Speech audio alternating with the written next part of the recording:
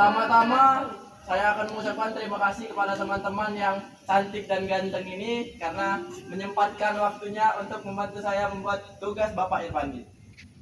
Baiklah, alhamdulillah segala puji kita panjatkan kepada Allah Subhanahu wa taala yang telah memberikan kita nikmat iman, nikmat Islam dan kesempatan untuk terus belajar memahami agamanya. Salawat serta salam semoga senantiasa tercurahkan kepada Nabi Muhammad SAW yang telah membawa kita dari zaman kegelapan hingga ke zaman yang terang benderang ini dan juga penuh ilmu pengetahuan seperti sekarang. Teman-teman yang dirahmati Allah, pernah enggak kalian bertanya kenapa dalam Islam ada perbedaan pendapat antara para ulama tetapi semuanya tetap dihormati? Pernah enggak? Pernah. Apakah itu berarti kebenarannya jadi banyak? Enggak tahu. Tidak juga sih. Atau justru ada suatu dasar yang menyatukan mereka. Nah, disinilah pentingnya kita memahami salah satu sumber hukum dalam Islam yang sering disebut dalam ilmu ushul fikih, yaitu ijma'. Ijma' itu kesepakatan para ulama.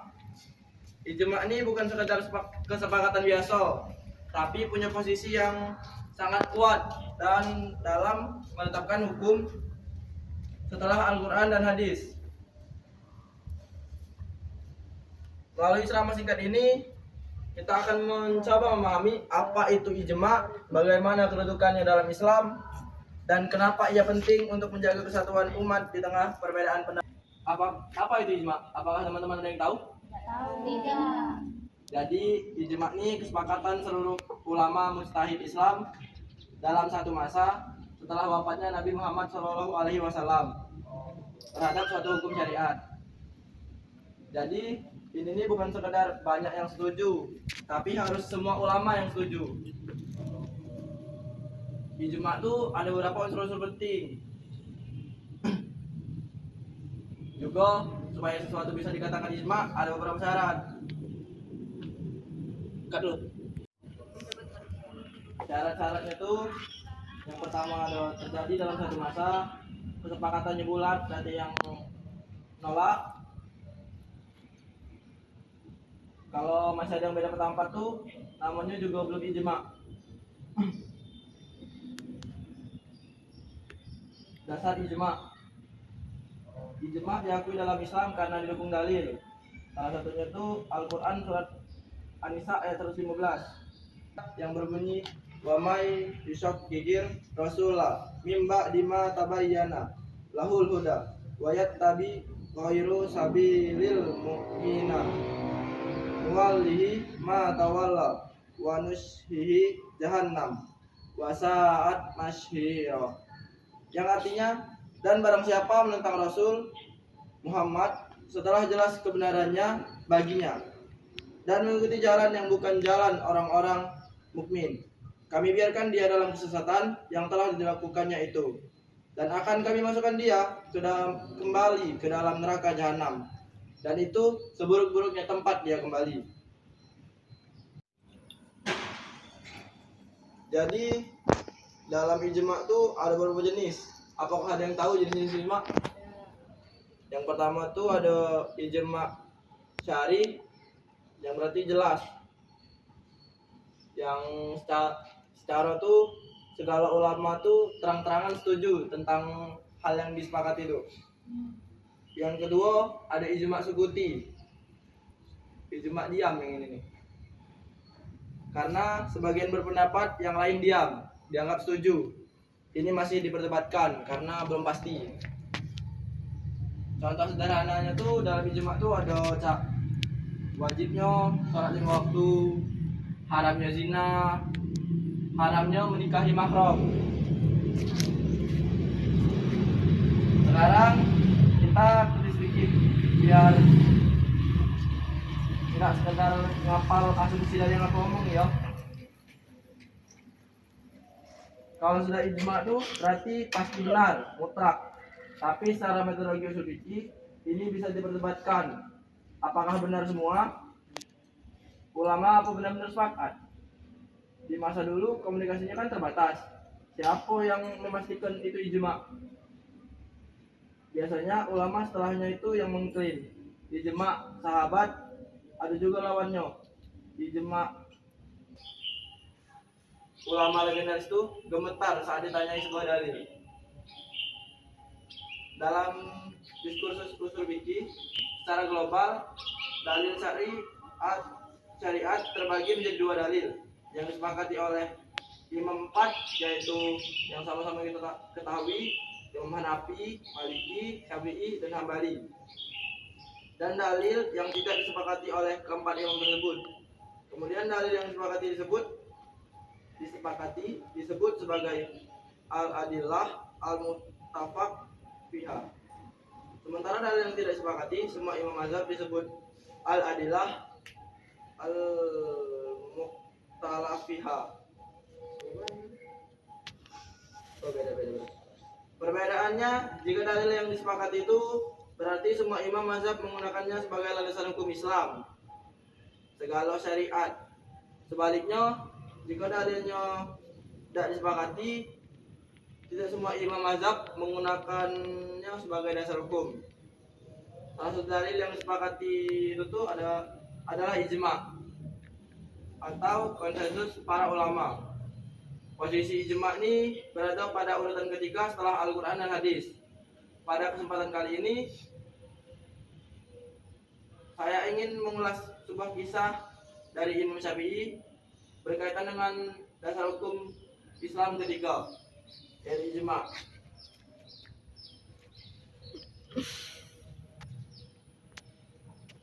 Namun sebelumnya saya ingin menegaskan bahwa dasar mengapa ulama menggunakan ijma adalah Al-Quran.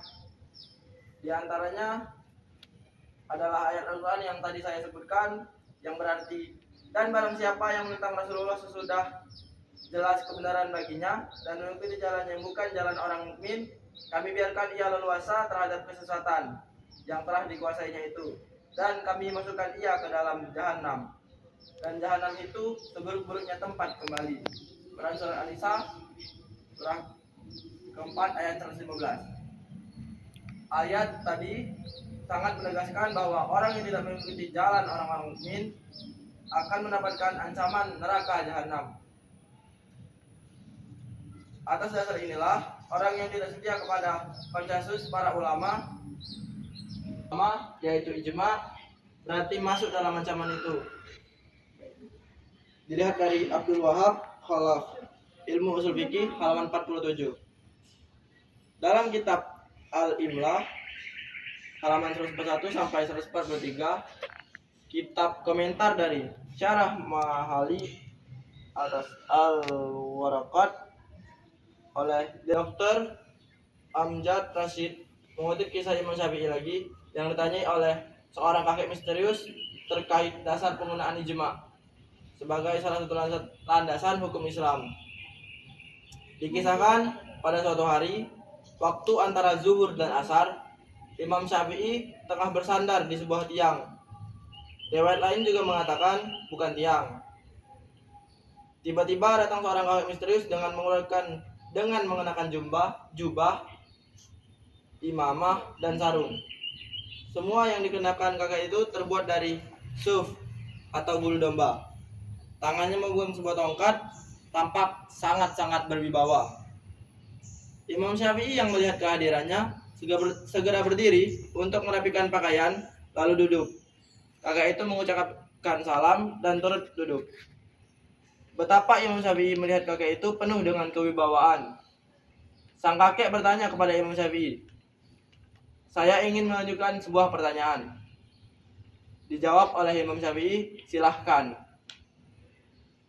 Kakek itu terus berkata lagi, "Apa dasar dari agama Allah?" Dijawab oleh Imam Syafi'i, "Al-Quran." "Lalu apa lagi?" Dijawab lagi, "Sunnah Rasulullah." Lalu kakek bertanya lagi. Imam Syafi'i menjawab, "Konsensus para ulama atau ijma."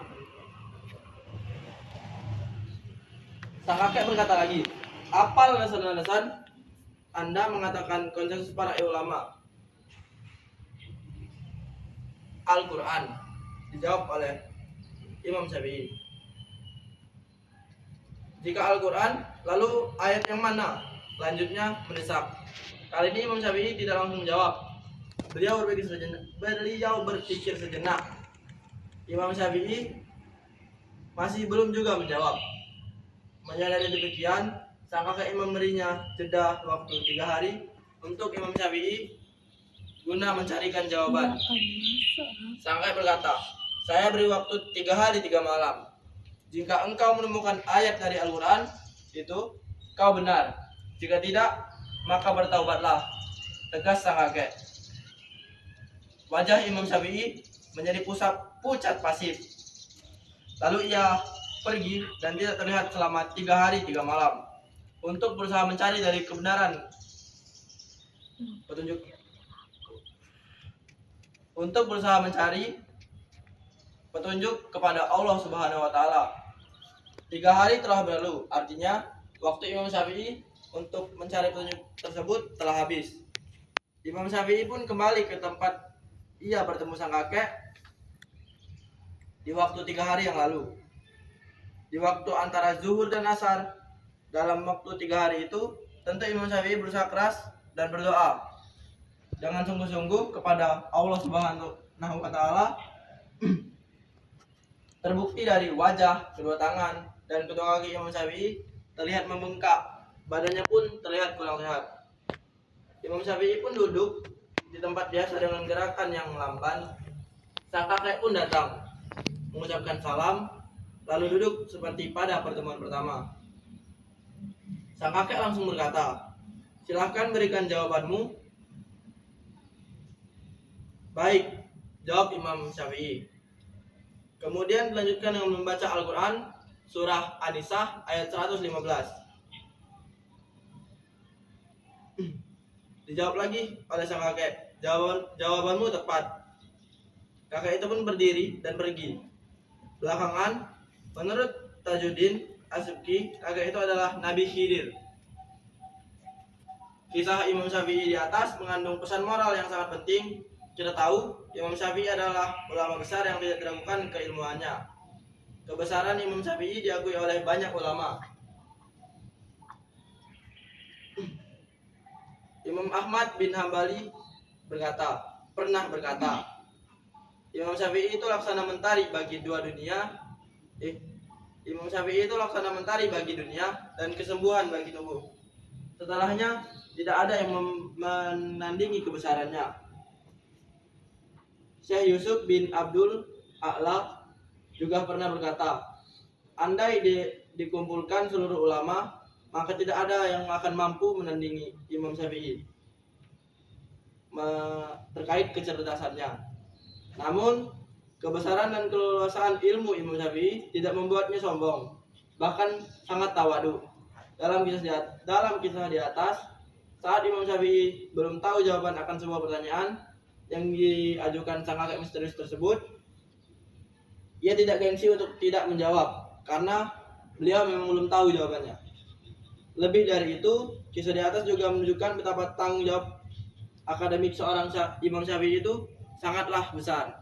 Dilihat dari kondisi fisiknya yang tidak baik-baik saja, setelah 3 hari 3 malam mencari jawaban dari soal sang kakek, membuktikan bahwa Imam Syafi'i sangat bersungguh-sungguh baik zahir maupun batin dalam berusaha mendapatkan jawaban yang tepat.